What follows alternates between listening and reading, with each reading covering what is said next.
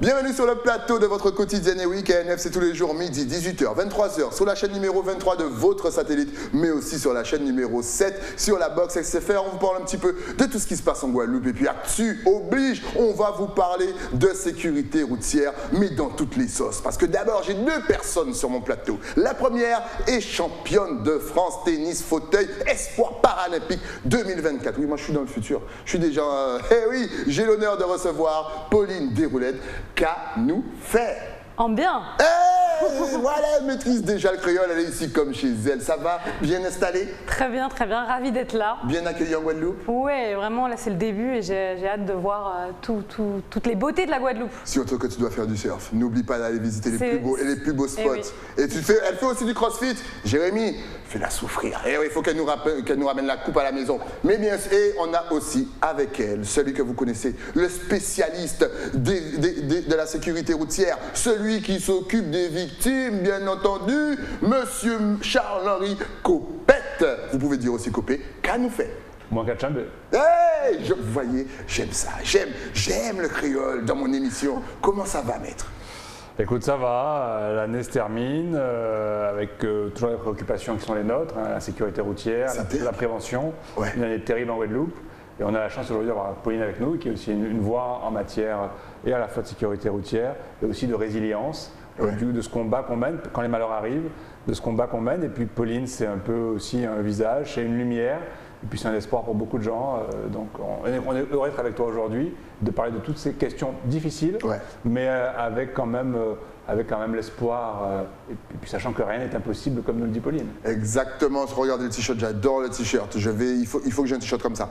Mais justement, quel est ton regard sur tout ce qui se passe? Parce qu'à l'heure à laquelle on vous parle, on enregistre l'émission, c'est la fin d'année comme tu l'as dit, mais c'est compliqué sur les routes de Guadeloupe, beaucoup de morts, beaucoup d'accidents, tu es déçu, et surtout comment est-ce que tu fais pour garder espoir? Et il le faut parce que l'année 2021 donc, est une année terrible, on va dépasser les fameux chiffres terribles de 2016 avec 57 décédés, on est à 64 aujourd'hui, ouais. C'est trop important. Ça montre qu'il faut continuer le combat, donc il faut avoir de l'espoir, il est hors de question d'arrêter, il est hors de question de se démobiliser. Ça montre que les forces du mal sont encore à l'œuvre et qu'il faut les combattre. Et qu'il faut les combattre. Et tu m'as donc amené Pauline, une championne, je te remercie pour ça. Tu nous la présentes? Je sais que tu as les mots pour. Alors Pauline est une jeune femme formidable. Moi je l'ai rencontrée il y a quelques temps déjà et j'ai été emporté par elle. Par sa résilience, par son courage. Elle a eu un accident de circulation terrible en 2018, fauché sur un trottoir, par une personne extrêmement âgée qui conduisait un véhicule qui n'était plus en état de conduire. Elle a perdu sa jambe gauche et immédiatement, en se réveillant, elle pratiquait le tennis, mais elle n'était pas joueuse de tennis professionnelle. Elle a eu le désir de se dire, moi, je me relèverai et je serai aux Jeux Olympiques 2024 à Paris. Et Pauline, ce combat, elle le mène tous les jours. Elle est championne de France de tennis fauteuil. Elle est espoir, parce qu'elle fait partie de l'équipe de France de tennis fauteuil pour Paris 2024.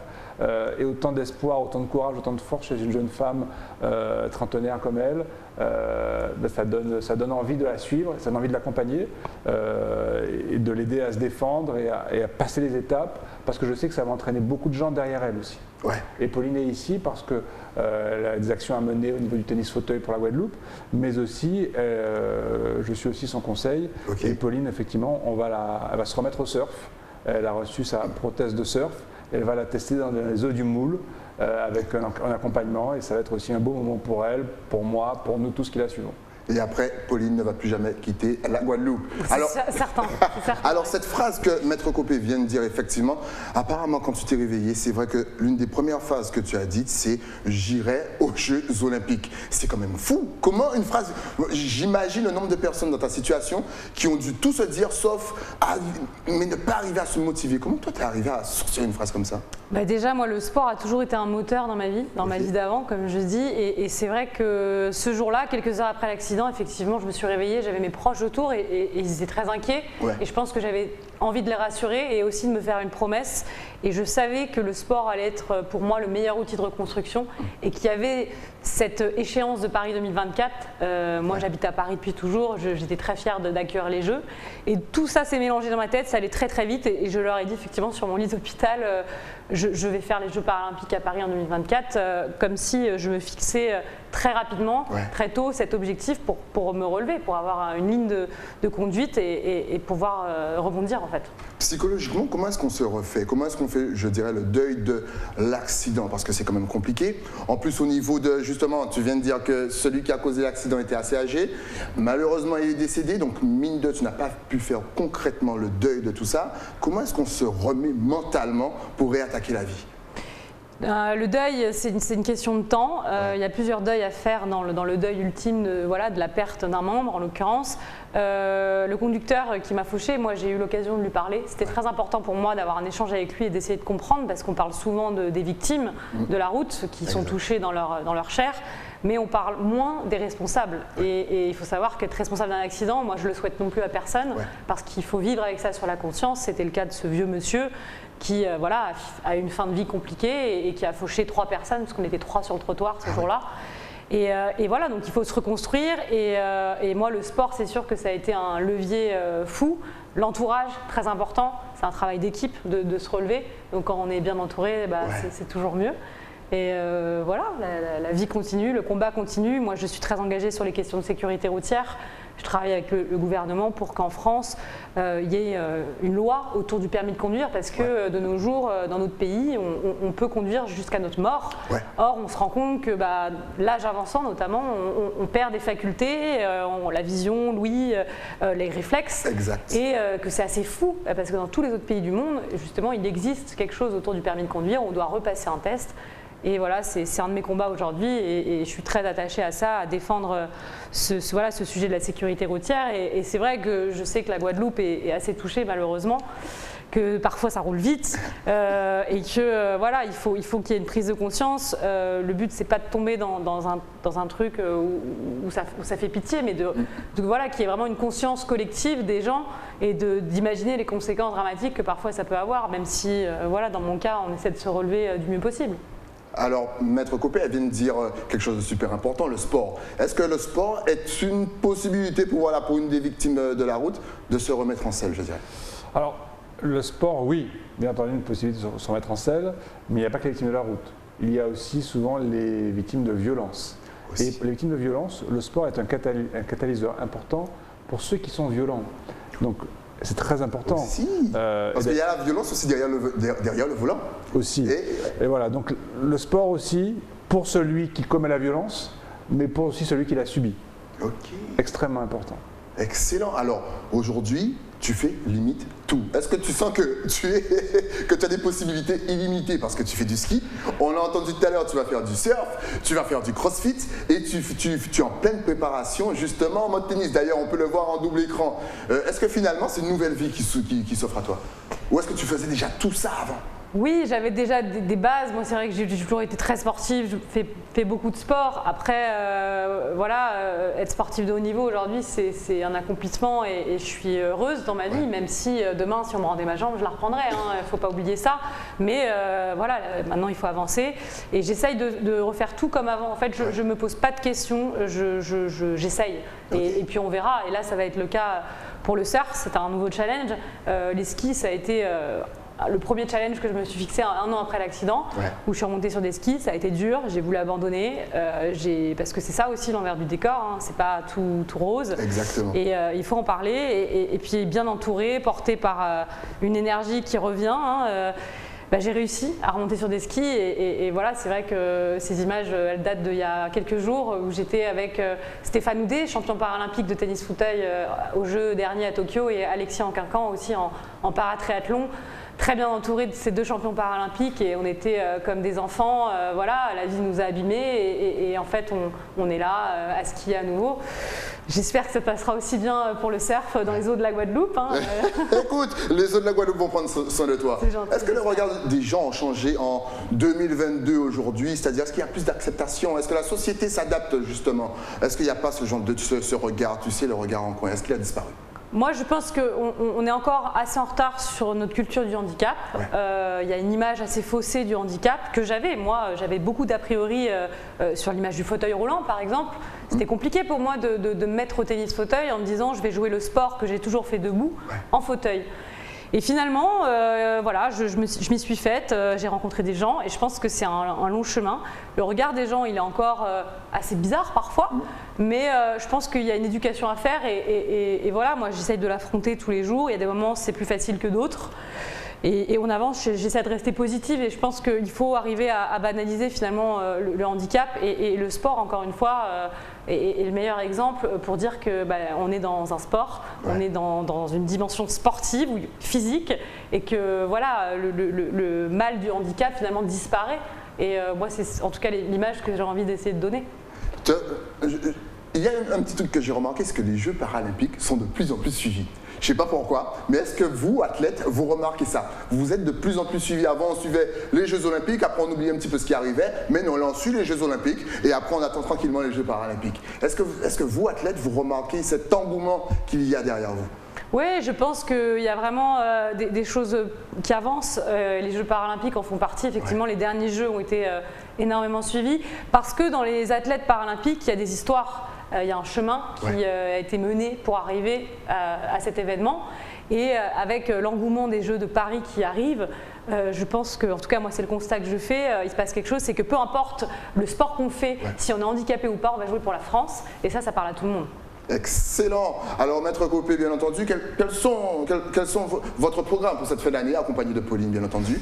Est-ce que vous allez vous impliquer justement? Est-ce que vous allez voir les enfants? Quel est le programme? Alors, le programme, il est aussi de montrer cet envers du décor dont a parlé Pauline. Parce qu'aujourd'hui, Pauline fait beaucoup d'activités, c'est une jeune femme qui est extrêmement courageuse. Exact. Elle a aussi un matériel adéquat. Aujourd'hui, par exemple, elle a une prothèse de dernière technologie qui est une prothèse fémorale Genium X3, c'est une prothèse bionique qui a été développée pour les soldats de l'armée américaine. Okay. Et aujourd'hui, trop peu de patients en situation d'amputation en profitent. Ce sont des combats à mener, des combats que je mène régulièrement, quotidiennement, et c'est pour ça que Pauline aussi est un étendard.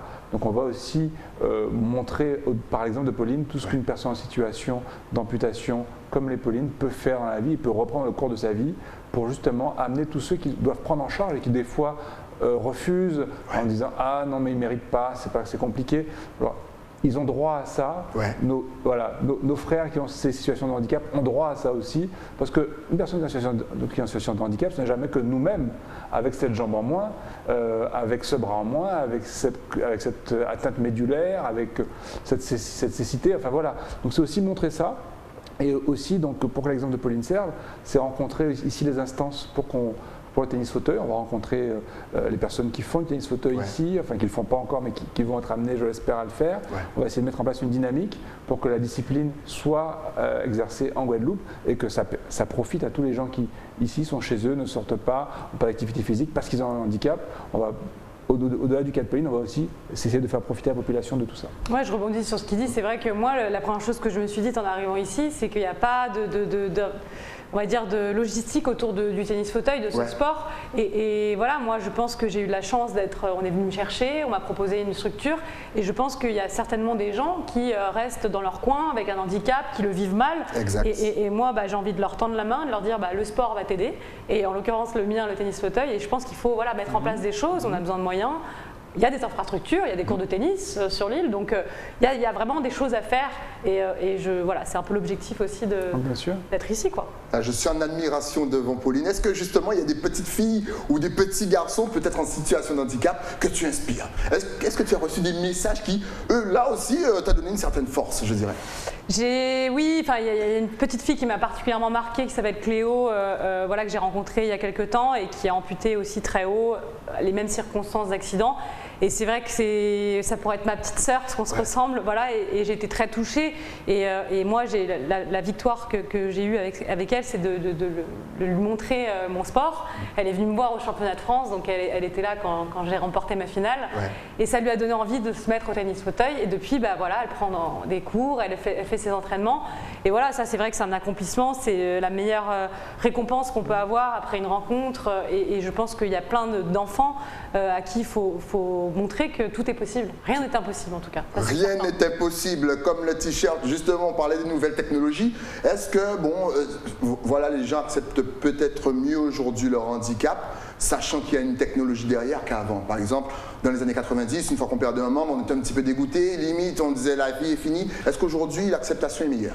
Alors, il y a des progrès techniques, mais ils ne sont pas, si vous voulez, en libre service. Bien entendu. Malheureusement, quand on a un malheur, on croit souvent que les choses vont s'arranger, que tout ira bien, mais ce n'est pas vrai, parce que souvent les malheurs volent en escadrille, et un premier malheur en amène un deuxième. Et combien de gens qui nécessiteraient ce genre de matériel et qui ne les ont pas, et moi à chaque fois que je les rencontre, ça me fait quelque chose, ça m'arrache le cœur. Donc j'ai vraiment envie aussi que ça se popularise et que l'exemple de Pauline aussi serve, et que aussi j'ai déjà fait équiper des Guadeloupéens de ce genre de matériel, et il en faut de plus en plus pour que ça soit la norme. Ça ne doit pas être quelque chose d'extraordinaire qu'une personne amputée refasse du sport, qu'elle plonge, qu'elle fasse de la pêche sous-marine ou du ski nautique aux Antilles. Ça ne devrait pas être quelque chose d'extraordinaire, ça doit être la norme.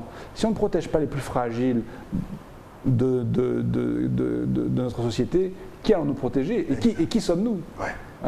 Alors justement, pour revenir sur l'accident, tu étais garé sur le scooter, donc en gros, elle ne cherchait rien du tout. À quel moment tu réalises? Parce que souvent, les gens pensent que c'est comme dans les films, on a le temps de sortir du scooter, plonger à côté et compagnie. À quel moment tu réalises? À quelle vitesse l'accident réalise? C'est-à-dire que, est-ce que même tu as réalisé sur le coup que tu avais subi un accident? J'étais au mauvais endroit au mauvais moment, ce qui est souvent malheureusement le cas dans les accidents, voilà, où c'est injuste.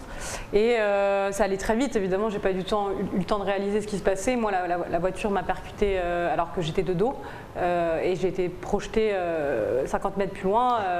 L'expertise a montré qu'il roulait parce qu'il a perdu le contrôle de son véhicule à 80 km/h. Et en fait, oui, j'ai tout de suite eu conscience de mon état, dans la mesure où j'étais consciente tout le long, et que j'ai tout de suite vu ma jambe qui n'était plus là.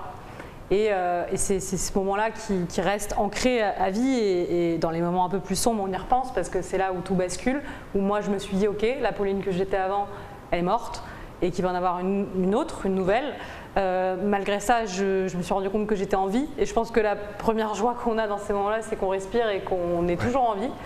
Et c'est ce qui nous porte aussi pour la suite, parce que très rapidement, moi j'étais à l'hôpital militaire de Percy, donc entourée de combattants.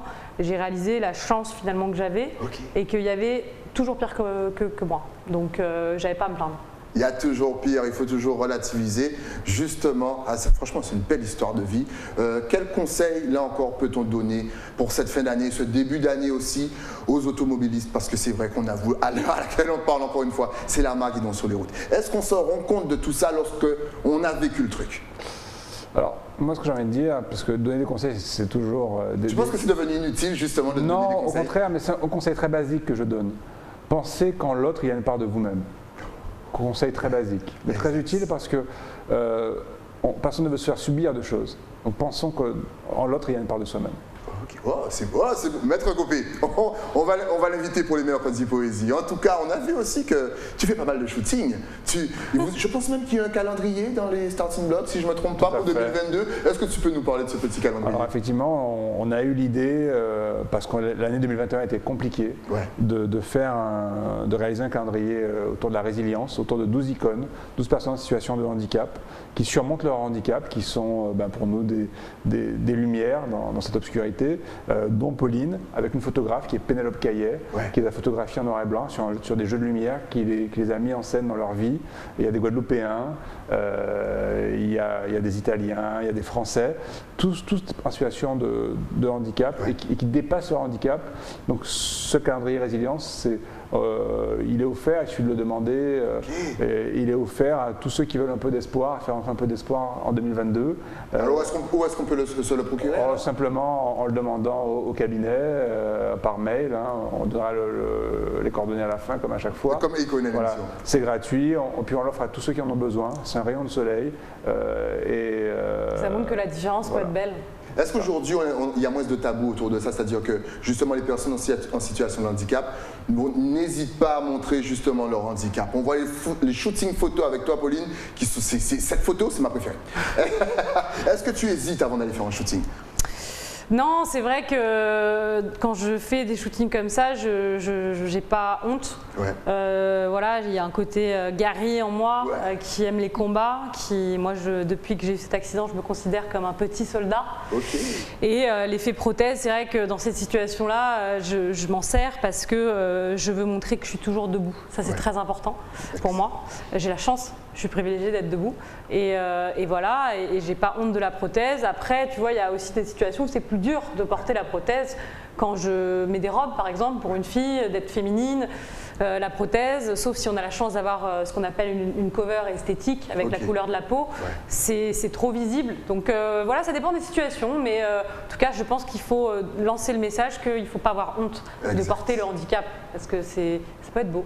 Et ça peut être beau. Est-ce que souvent, justement, les gens ne remarquent même pas que tu as un handicap? Le regard ne descend pas, ils parlent avec toi. C'est 20 ans après. Mais attends. Tout le temps. C'est drôle d'ailleurs, parce que ça m'arrive souvent, même quand je suis en short, donc quand la prothèse, on ne peut pas la rater. Mais en fait, on se rend compte que les gens, quand ils s'adressent à nous, ils nous regardent dans les yeux. Exact. Ils ne regardent pas le bas. Ouais. Donc c'est drôle. Et c'est vrai que moi, quand on ne le voit pas au premier abord, ça me fait toujours un peu plaisir, parce que ça veut dire que je marche bien. Ouais. Parce que j'ai la chance d'avoir une prothèse qui me permet de bien marcher. Et voilà, donc ça fait des situations un peu cocasses parfois. Bon, maintenant, parlons sport un petit peu. C'est quoi ton programme d'entraînement? Par exemple, pour aller au jeu, est-ce que c'est trois entraînements par jour? Tous les jours. Tous les jours? Tous les jours, entre 2 à 4 heures de tennis par jour, 2 heures de préparation physique. C'est intense, c'est un calendrier de sportifs de haut niveau. Donc là, tu es en pleine fête, mais en fait, tu vas t'entraîner aussi. D'ailleurs, je voulais dire, elle va faire du crossfit. Là, je suis en vacances, Ouais. mais j'ai pris mon fauteuil. Je vais m'entraîner au complexe Gaël Monfils. Donc, j'invite tous ceux qui veulent passer venir essayer. Et effectivement, je m'octroie, on va dire, une heure de crossfit par jour. En fait, il faut que je garde la forme. C'est-à-dire que je ne peux pas tout arrêter comme ça. Donc, c'est à la fois d'être là. Ouais. Et puis bon, continuer à s'entraîner parce que ça ne s'arrête jamais. Le sport, c'est la santé. Est-ce que tu as un programme nutrition spécial, justement? Est-ce qu'il y a des choses que tu ne dois pas manger? Quand je suis en vacances comme ça, en fait, j'essaie toujours de faire attention. C'est une hygiène de vie qui est constante, qui est ancrée en soi. Donc, on ne peut pas faire n'importe quoi. De toute façon, on n'a pas envie de faire n'importe quoi puisqu'on a un entraînement à faire derrière. Après, ça sera de plus en plus strict quand on approchera l'échéance des Jeux. Pour le moment, je suis encore épargnée en juste faisant attention. Mais voilà, ça va changer, je pense. Et comment as-tu vécu la période où on était en confinement, en couvre-feu, on ne pouvait pas faire de sport, pas sortir? Pour un sportif de haut niveau, ça a dû être dur. C'était très dur, franchement c'était très dur, je vais pas mentir, surtout que moi ça arrivait quelques mois après ma sortie de l'hôpital et en fait cette période confinée m'a rappelé le temps à l'hôpital où le temps s'arrête et qu'il se passe rien et qu'on subit. Et donc les premiers jours ont été compliqués et puis en fait je me suis tout de suite dit en fait tu as la chance d'être là avec ta famille entourée, tu n'es pas justement à l'hôpital. Alors même qu'il y a des gens qui étaient à l'hôpital et qui ne pouvaient pas avoir de visite et j'ai trouvé ça d'ailleurs je pense que c'était vraiment très dur et j'ai beaucoup pensé à eux et donc je me suis dit pour tout ce monde là je ne peux pas me plaindre. Donc voilà, j'ai pris mon mal à patience, je me suis entraînée, entraînement maison, voilà, et c'est passé finalement. Vous avez vu? Entraînement maison, et nous on est là en train de bouffer à rien faire. C'est honteux, la honte sur nous avec notre gros ventre. En tout cas, franchement, ça force le respect. Maître Copé, justement, on a pu voir durant ces 2 dernières années aussi, on a pu voir pas mal de sculptures, d'œuvres d'art. Est-ce qu'en 2022, on aura d'autres petits Christophe sur les routes de la Guadeloupe? Alors, les projets continuent et on a l'idée l'idée de diffuser d'autant plus ce personnage auprès des scolaires avec l'artiste Jérôme Jean-Charles. Exactement, Mais on salue aussi. J'espère que tu me réinviteras pour que je puisse t'en parler. Ben, écoute, tu es un bon client. Moi je t'adore, donc forcément. Et d'ailleurs, si on peut inviter l'artiste, ça aurait été bien, parce qu'on n'arrête pas de parler de lui, on l'invite pas. Ah oui, quoi. Et ça sera On bien. vienne tous les deux. Ouais. Eh oui, en tout cas, c'est l'heure maintenant de donner vos adresses sur les réseaux sociaux. Si on veut un calendrier, si on veut suivre Pauline, si on veut la défier au CrossFit, Jérémy, j'arrive tout à l'heure, je vais faire des burpees et compagnie. Donc, honneur aux dames. Est-ce que tu es sur Facebook, Instagram, Twitter? De toute façon, on va mettre tout, on va mettre même ton site internet. Vous pouvez y aller, de toute façon, tout va s'afficher juste ici. Excellent, donc Pauline _Desroulettes sans accent sur Facebook et sur Instagram et bien sûr le site copé-avocat avec s.fr et puis bien sûr si vous voulez l'appeler pour commander votre calendrier, c'est le fixe 28 78 96. Ce fut un réel plaisir de vous recevoir. Franchement, tu m'as tellement motivé, là j'ai envie d'aller faire du sport. Viens avec moi. T'as de la chance, j'ai d'autres interviews, mais demain j'ai rien du tout. J'ai rien... Si tu avais justement un tout dernier message à faire passer à toute la Caraïbe, Guadeloupe, Martinique, Saint-Martin, Dominique, Haïti, Jamaïque, Barbade, Sainte-Lucie, ta caméra est juste là. Je vous dirais d'être prudent parce qu'en un instant on peut basculer dans le camp des victimes et qu'on on n'a pas envie d'être à cette place-là, de profiter de la vie et que pour ceux pour qui c'est dur parfois, qu'on finit toujours par s'en sortir et ne lâchez rien. Charles-Henri Copé, votre caméra est juste là, vous aussi, allez-y. Alors simplement, quelques heures avant que 2021 ne se termine, année compliquée, essayons d'arrêter tous les compteurs désagréables et continuons à la lutte pour 2022. Excellent, et voilà, c'est clair, net et précis, faites attention, de toute façon, vous y arriverez, c'est pas la peine d'accélérer, vous allez arriver à votre destination, ça bouge pas, mais votre vie peut bouger. En tout cas, merci d'être passé sur le plateau, bon séjour en Guadeloupe, profite du surf, du crossfit, du repas de Noël et de la bonne année, bien entendu du masque, t'as déjà fait un masque en Guadeloupe? Non. Après le carnaval et la nouvelle année, on passe directement en mode carnaval. Donc dimanche, c'est masse dans les rues. Rendez-vous. Okay. Voilà. Hey, t'as vu? On se met bien, on se met pas bien. Merci à vous. Je t'attends encore une fois pour une nouvelle émission. Ne t'inquiète pas. Et on va te soutenir comme jamais. Merci bien beaucoup. entendu. Merci, merci à vous. Nous, on se retrouve bien entendu avec un nouvel invité. Mais ça, c'est après quoi? Après la pub. À tout de suite.